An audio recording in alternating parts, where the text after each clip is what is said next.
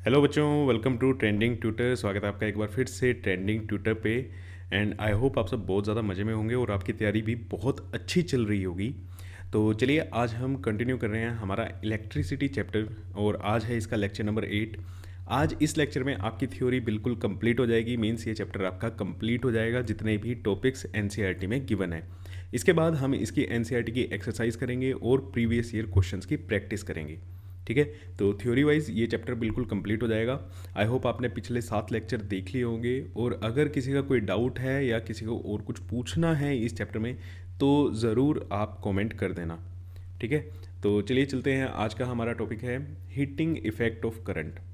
तो करंट जब चलता है किसी कंडक्टर के अंदर तो आपने देखा होगा कई बार वायर गर्म हो जाती है या अप्लायंस, अगर आप बल्ब की बात करें, है ना, पुराने अगर आपने बल्ब देखे हों, सोडियम लैंप्स जिसे कहते थे, आप उनको लगाओ, थोड़ी देर तक उनको ऑन करके रखो और बाद में जब उनको टच करोगे ना वो क्या हो जाएंगे, गर्म हो जाएंगे।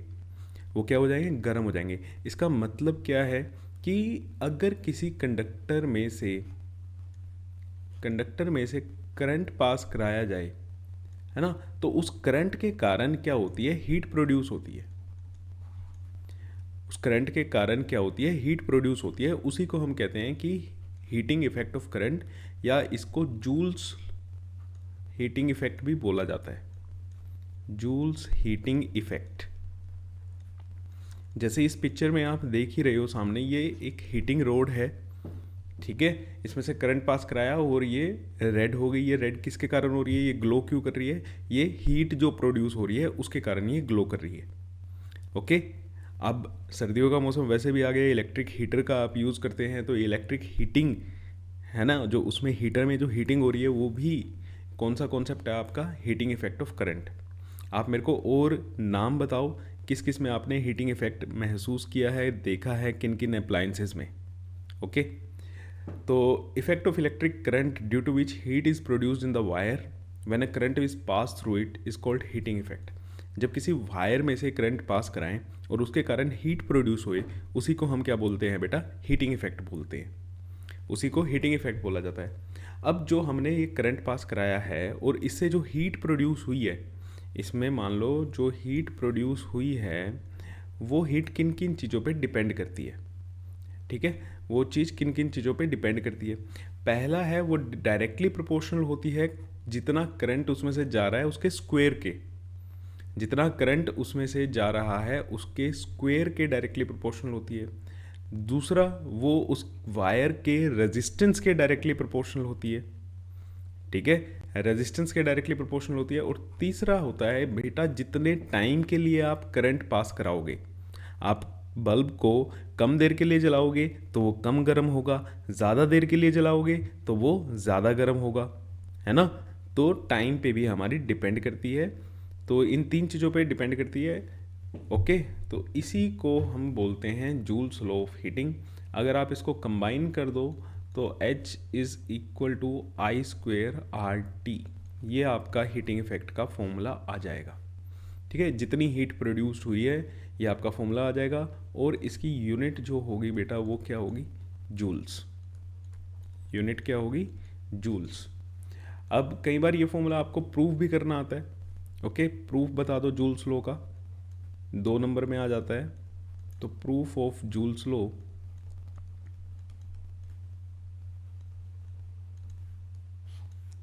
देखो हमें पता है कि we know that potential difference is equal to work done upon charge. Potential difference क्या होता है, वर्क डन अपॉन चार्ज। तो यहाँ से अगर मैं वर्क डन की वैल्यू निकालूँ, वर्क डन क्या होगा, पोटेंशियल डिफरेंस इनटू चार्ज। अब सर आपने पोटेंशियल डिफरेंस इनटू चार्ज करके वर्क डन क्यों निकाला बेटा, क्योंकि अब ज़्यादा डीपली अगर मैं बात करूँ, यही जो वर्क डन होता है यही आपका हीट में कन्वर्ट होता है। This work done is converted into heat. यही आपका किस में कन्वर्ट होगा, हीट में कन्वर्ट होगा। तो यहाँ से W की वैल्यू क्या आई, V इंटू क्यू।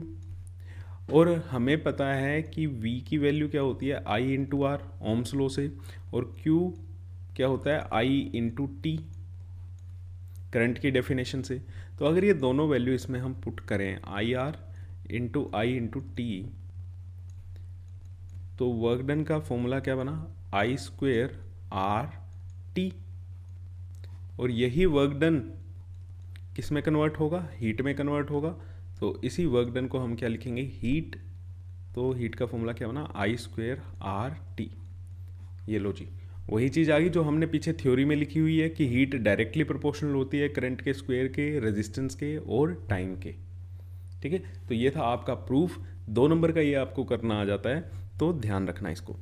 ठीक है, तो इसमें अब एक इम्पोर्टेंट चीज़ और देखना, कई बार कंसेप्चुअल क्वेश्चन में बच्चों को फंसाया जाता है। अच्छा, पहले तो मैं फॉर्मूले भी और भी लिख देता हूँ। जैसे ये आई स्क्वेयर आर टी है, अगर आपको करंट रेजिस्टेंस टाइम दिया हुआ है तो आप ये फॉर्मूला यूज़ कर सकते हो। अदरवाइज़ एक फॉर्मूला यहाँ से आई इंटू आर करके आप वी बना सकते हो, वी आई टी की फॉर्म में यूज़ कर सकते हो ओम्स लॉ से। और दूसरा आपका क्या बन जाएगा, V square by R into T. अगर आपको करंट नहीं दिया है, वोल्टेज रेजिस्टेंस टाइम दिया हुआ है, तो आप ये फॉर्मूला यूज़ कर सकते हो। ओके, अब देखो कॉन्सेप्चुअल में कैसे अटकाते हो। बेटा अगर आप करंट को डबल करोगे, करंट को अगर आप डबल करोगे तो आपकी हीट कितना टाइम्स हो जाएगी, हीट जो प्रोड्यूस होगी वो अब कितनी हो जाएगी। मान लो पहले करंट 5 एम्पियर का था, अब आपने 10 एम्पियर का कर दिया, तो हीट प्रोड्यूस कितनी हो जाएगी, 4 टाइम्स हो जाएगी। ठीक है, हीट प्रोड्यूस कितनी हो जाएगी, 4 टाइम्स हो जाएगी, क्योंकि इसका क्या है, स्क्वायर है। अगर आप रेजिस्टेंस को डबल करते हो तो हीट प्रोड्यूस भी आपकी कितनी हो जाएगी, डबल हो जाएगी। और ऐसे ही आप अगर टाइम को डबल करते हो, पहले 5 मिनट के लिए चलाया फिर 10 मिनट के लिए चलाओगे, तो आपकी हीट फिर से क्या हो जाएगी, डबल हो जाएगी। हीट प्रोड्यूस क्या हो जाएगी, 2 टाइम्स हो जाएगी। अब एक चीज़ ध्यान रखना कि हीट जो है वो डायरेक्टली प्रोपोर्शनल है रेजिस्टेंस के। मीन्स जितना रेजिस्टेंस ज़्यादा होगा हीट आपकी ज़्यादा प्रोड्यूस होगी। और अगर, ठीक है, इसका मतलब क्या है, for a given current, it means for a given current, it means a given current, अगर आपका करंट सेम है, will produce more heat, will produce more heat in a high resistance wire,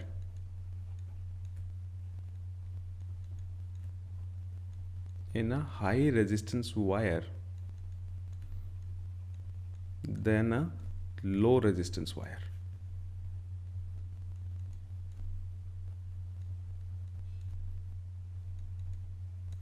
means अगर आप same current दे रहे हो, किसी 2 wire हैं आपकी, ठीक है, मान लेते हैं 2 कंडक्टर हैं या 2 वायर हैं आपकी,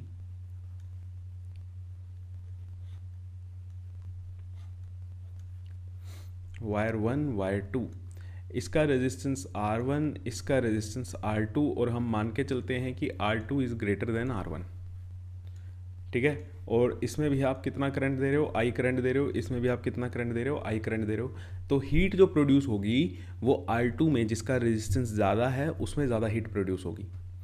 ठीक है, मान लो इसमें हीट प्रोड्यूस हुई H1, इसमें हीट प्रोड्यूस हुई H2, तो therefore H2 will be greater than H1।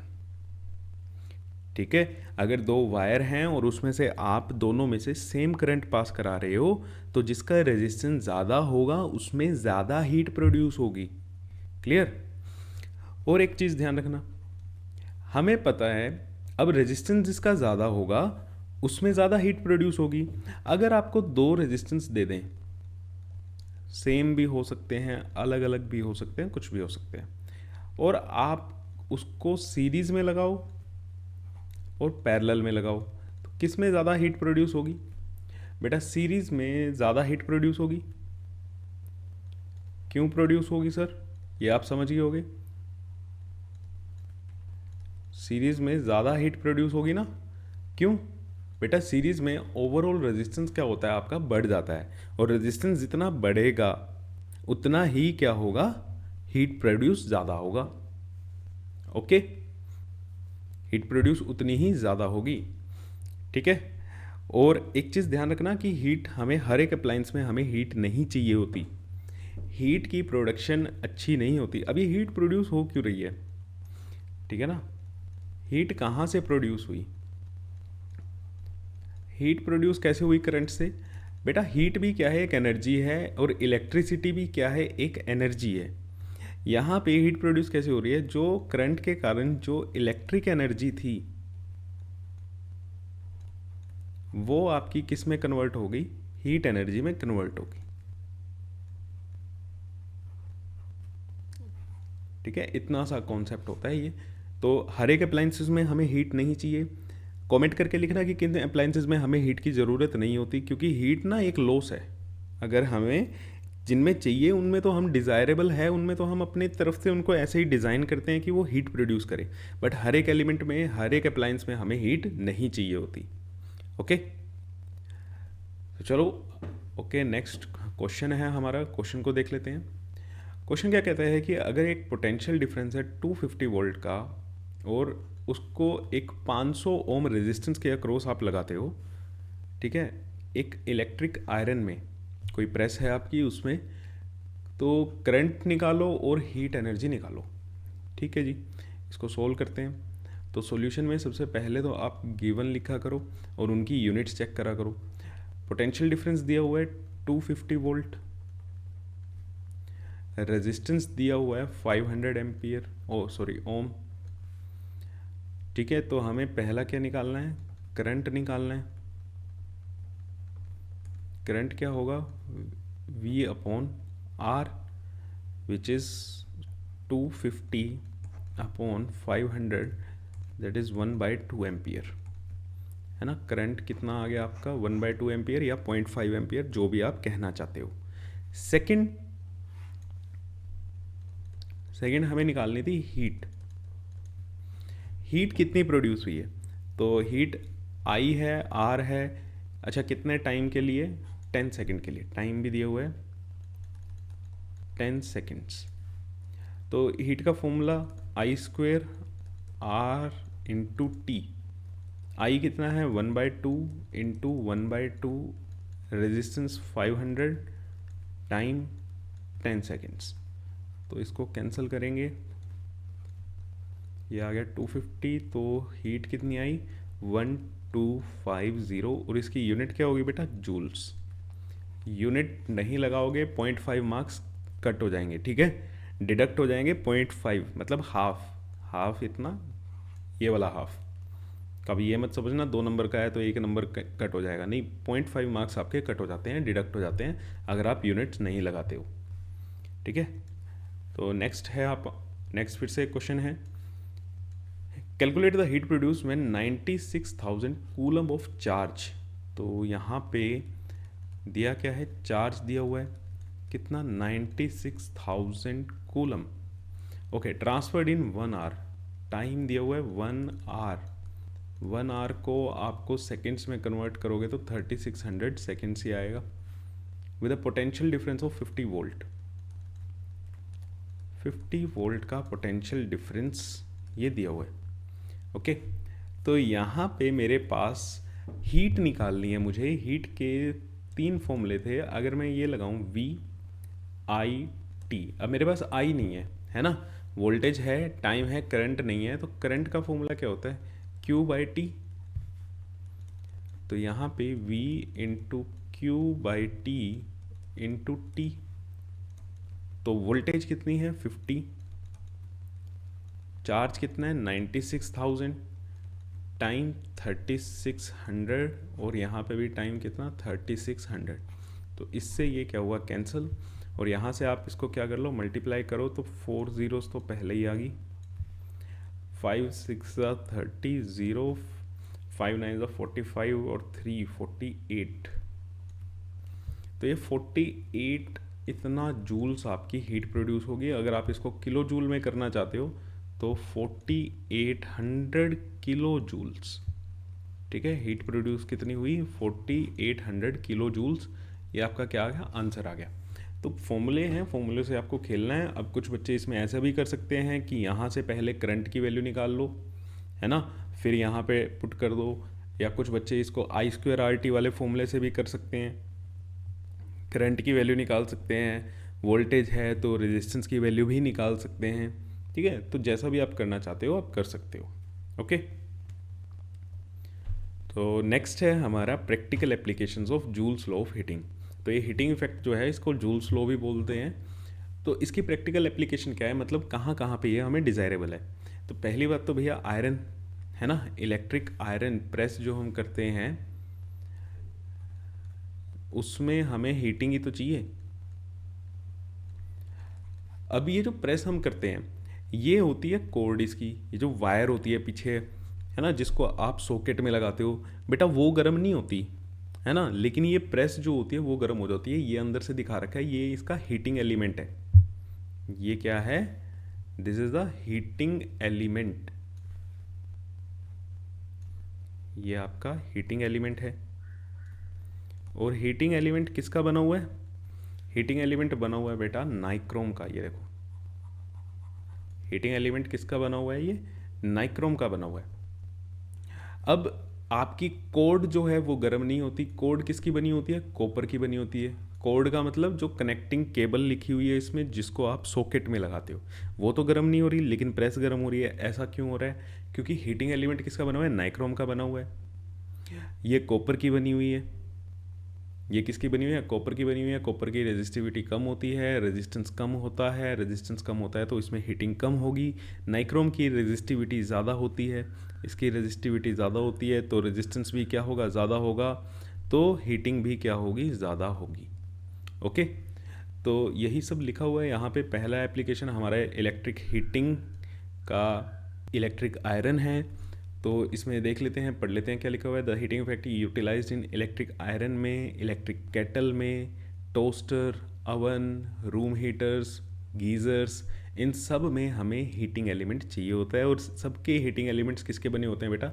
Nichrome के बने होते हैं, जो कि एक क्या है? एलॉय है। नाइक्रोम किसका एलॉय है? मेरे को कमेंट करके लिखो। और इसका क्यों बनाया जाता है? क्योंकि इसका रेजिस्टेंस क्या होता है? हाई होता है। रेजिस्टेंस जितना ज़्यादा होगा हीट उतनी ज़्यादा प्रोड्यूस होगी। यही कॉन्सेप्ट हमने देखा है। तो जहाँ पे हमें हीटिंग चाहिए वहाँ पे मैं कैसी चीज़ें यूज़ करूँगा? जिनका रेजिस्टेंस ज़्यादा हो, जिनका रेजिस्टेंस ज़्यादा हो। नेक्स्ट है आपका बल्ब। बल्ब में भी क्या हो जाता है? गर्म हो जाता है ना। अब बल्ब में सर हमें हीटिंग इफेक्ट क्यों चाहिए? बेटा जो वो हीट होएगी ना, वही चीज़ हीटिंग के कारण ही वो फिलामेंट क्या करता है? ग्लो करता है। जैसे आपने ये फोटो अगर देखी थी, इसमें हीट प्रोड्यूस हुई, उसी के कारण ये ग्लो कर रहा है। तो जो आप बल्ब कमरे में लगाते हो उसमें भी ये हीटिंग के कारण ही ग्लो करता है। अगर इसमें हीट प्रोड्यूस नहीं होगी तो ये ग्लो नहीं करेगा। जैसे आप एक आयरन को, लोहे को आग में गर्म कर दो तो वो क्या हो जाएगा? लाल हो जाएगा, ग्लो करने लगेगा, है ना। वैसे ही हीटिंग के कारण ये ग्लो करते हैं। इसलिए हमें बल्ब में क्या चाहिए? हीटिंग इफेक्ट चाहिए। और हीटिंग इफेक्ट लाने के लिए बल्ब के अंदर जो ये फिलामेंट है, ठीक है ना, ये क्या है? इसका ये फिलामेंट है, ये किस चीज़ का बनाया जाता है? ये टंगस्टन का बनाया जाता है। टंगस्टन का क्यों बनाया जाता है? क्योंकि उसका रेजिस्टेंस बहुत ज़्यादा हाई होता है और इसका मेल्टिंग पॉइंट भी बहुत ज़्यादा हाई होता है, ठीक है। ये एमपी को डिटेल में लिख देते हैं। इसका टंगस्टन का मेल्टिंग पॉइंट भी हाई होता है। अब सर मेल्टिंग पॉइंट क्यों हाई होता है? सर मेल्टिंग पॉइंट इसलिए हाई होता है बेटा कि हीटिंग करनी है, वहाँ पे आपको हीट चाहिए। अगर इसका मेल्टिंग पॉइंट कम हुआ तो ये तो जल्दी से टूट जाएगा, ये तो मेल्ट हो जाएगा। मेल्ट हो जाएगा तो आपका बल्ब ख़राब हो गया, है ना। बल्ब आपका क्या हो जाएगा? ख़राब हो जाएगा। तो ऐसा तो हमें नहीं चाहिए। तो हमें ऐसी चीज़ चाहिए जिसका रेजिस्टेंस भी ज़्यादा हो और वो हीट के कारण मेल्ट भी ना हुए, वो हीट के कारण मेल्ट भी ना हो। तो यहाँ पे हम किसका यूज़ करते हैं? टंगस्टन के फिलामेंट का यूज़ करते हैं, जिसका रेजिस्टेंस भी हाई होता है और मेल्टिंग पॉइंट भी बहुत ज़्यादा हाई होता है। नेक्स्ट एप्लीकेशन है आपकी फ्यूज़। ये आपने फ्यूज़ वगैरह देखे ही होंगे। अगर किसी बच्चे ने नहीं देखे तो सबके घर पे इन्वर्टर हैं, उनमें आप देख लेना, उसके साथ आता भी है ये। तो यहाँ पे अब ये फ्यूज़ क्या होता है, टिन प्लेटेड कॉपर वायर होती है जिसका मेल्टिंग पॉइंट लो होता है। अब फ्यूज़ वायर ना आपके सीरीज़ में लगाए जाते हैं, रेजिस्टेंस तो ज़्यादा होगा और मेल्टिंग पॉइंट क्या होगा, कम होगा। ऐसा क्यों है, ताकि पीछे से अगर ज़्यादा करंट आ जाए, है ना, ज़्यादा करंट आ जाए, हाई रेजिस्टेंस है, हीट ज़्यादा प्रोड्यूस होगी तो ये क्या हो जाएगा, यहाँ से टूट जाएगा। ये वायर क्या करेगी, यहाँ से टूट जाएगी। क्यों, इसका मेल्टिंग पॉइंट क्या होगा, लो होगा। मेल्टिंग पॉइंट लो किस लिए रखा गया, क्योंकि इसके आगे सारे अप्लाइंसेस आपके घर में लगे हुए हैं। अगर ज़्यादा करंट आया तो आपके अप्लाइंसेस को क्या कर देंगे, ख़राब कर देंगे। तो अप्लाइंसेस आपके ख़राब ना हो, आपका टीवी, एसी, है ना, ये सब चीज़ें ख़राब ना हो, इसलिए अगर ये सर्किट ब्रेक हो जाता है तो आगे आपका करंट जा नहीं पाएगा। और ये ब्रेक कब होगा भैया, जब इसमें हीटिंग के कारण ये टूट जाए। और टूटेगा कब, जब इसका मेल्टिंग पॉइंट लो होगा।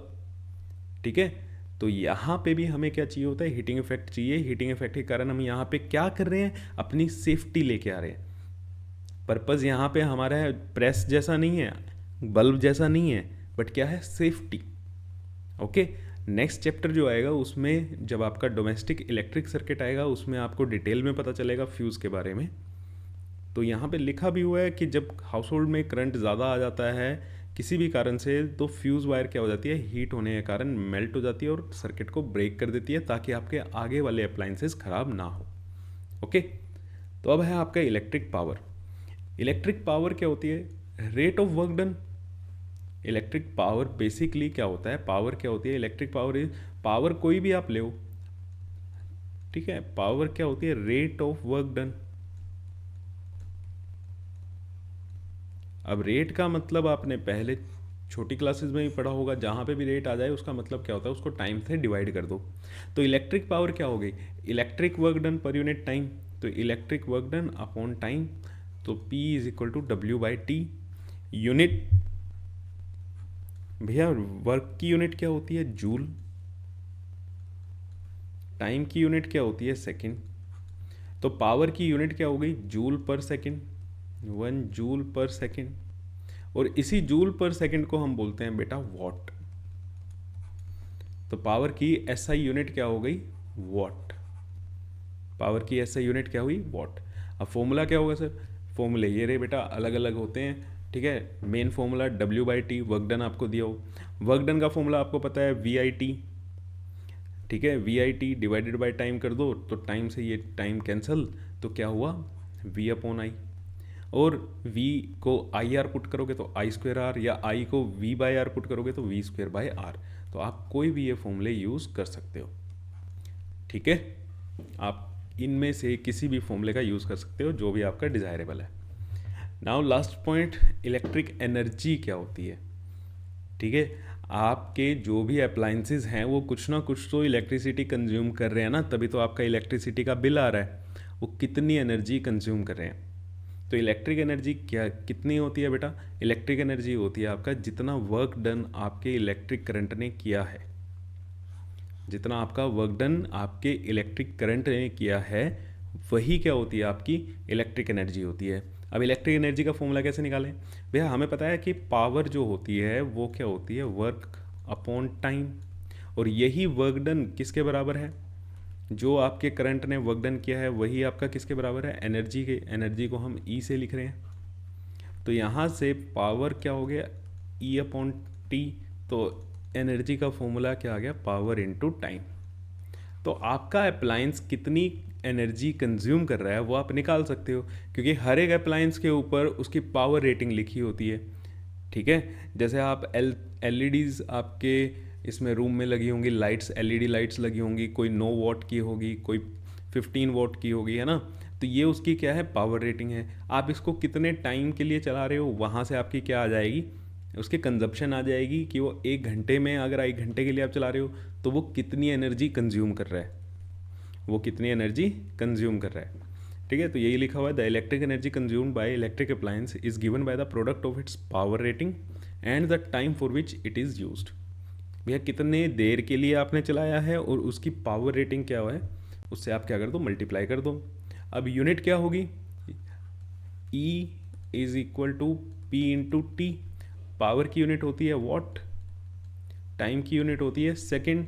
बट यहाँ पे आप ये तो है नहीं कि सेकंड्स के लिए अप्लायंसेस को, ठीक है, 2 सेकंड के लिए चलाया, 3 सेकंड के लिए चलाया, 10 के लिए चलाया, 60 सेकंड्स के लिए चलाया। भैया घंटों घंटों तक अप्लायंसेस चलते हैं, तो हम कमर्शियली क्या यूज़ करते हैं, आर। ओके, तो यहाँ पे यूनिट जो होती है वो क्या लेते हैं, वॉट आर। अब 1 watt hour is the amount of electric energy consumed when an electric appliance of 1 watt का 1 घंटे के लिए आप चलाते हो। मान लो अगर आप 1 वॉट का बल्ब ले आओ, ठीक है, ये बल्ब है जिसकी पावर रेटिंग क्या है, 1 वॉट है, और इसको आप 1 घंटे के लिए चलाओ, तो जितनी एनर्जी ये कंज्यूम करेगा वो क्या होगी, वो होगी 1 वॉट आर, वो होगी 1 वॉट आर। बट कमर्शियली हम क्या यूज़ करते हैं, हम यूज़ करते हैं किलो वाट आर, हम यूज़ करते हैं किलो वॉट आर का। इसी को आप क्या बोलते हो, 1 यूनिट।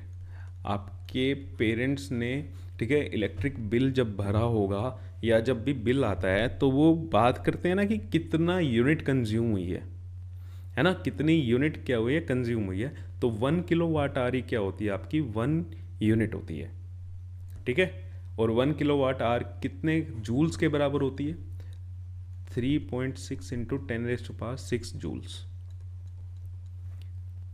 ठीक। ये 1 किलोवाट आर की बात हो रही है, या फिर इसको क्या बोलो, 1 यूनिट बोलो।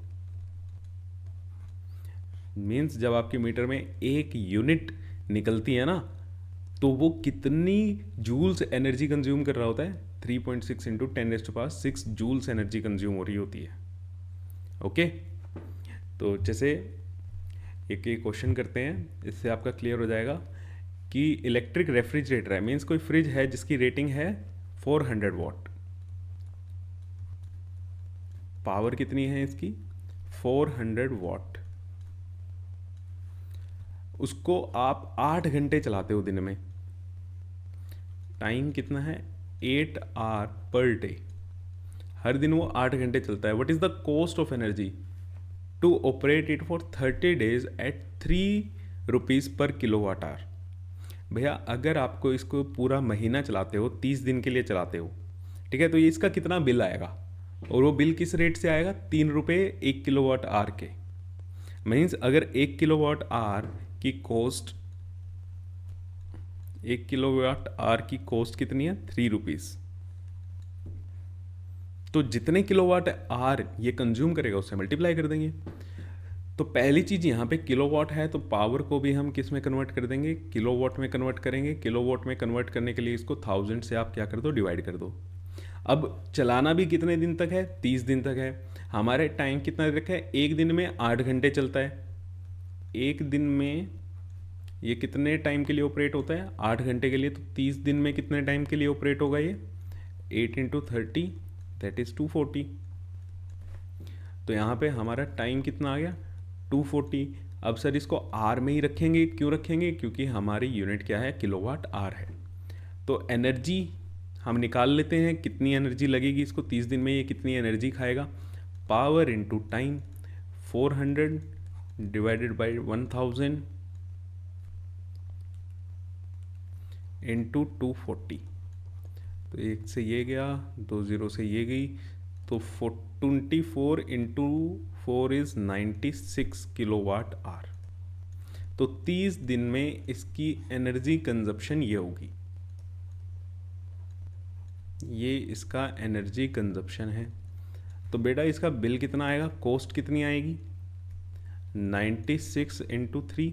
1 किलोवाट आवर की कॉस्ट कितनी है, 3 रुपीज़ है, तो 96 किलोवाट आवर की कॉस्ट कितनी आएगी, 96 इंटू 3 दैट इज़ 288 रुपीज़। तो मीन्स अगर आपका फ्रिज डेली 8 घंटे चल रहा है और वो 3 रुपये पर किलोवाट आवर के हिसाब से अगर आप उसका बिल निकालते हो, तो वो 1 घंटे में आप उसका कितना बिल बना, 288 रुपीज़ का बिल बना। ठीक है, तो ऐसे क्वेश्चंस आपके पास आएंगे। क्वेश्चन प्रैक्टिस के लिए अलग से लेक्चर आएगा। आपका थ्योरी यहाँ पे कंप्लीट हो चुकी है, ये लेक्चर ख़त्म, यहीं पे चैप्टर भी ख़त्म, पूरे के पूरे टॉपिक्स हम कर चुके हैं। इसके अलावा आपका कोई डाउट है तो उसको कमेंट सेक्शन में ज़रूर लिखना, ठीक है। तो तब तक के लिए thank you so much. Video को लाइक कर दो, शेयर कर दो, चैनल को सब्सक्राइब कर दो। मिलते हैं आपसे नेक्स्ट लेक्चर में।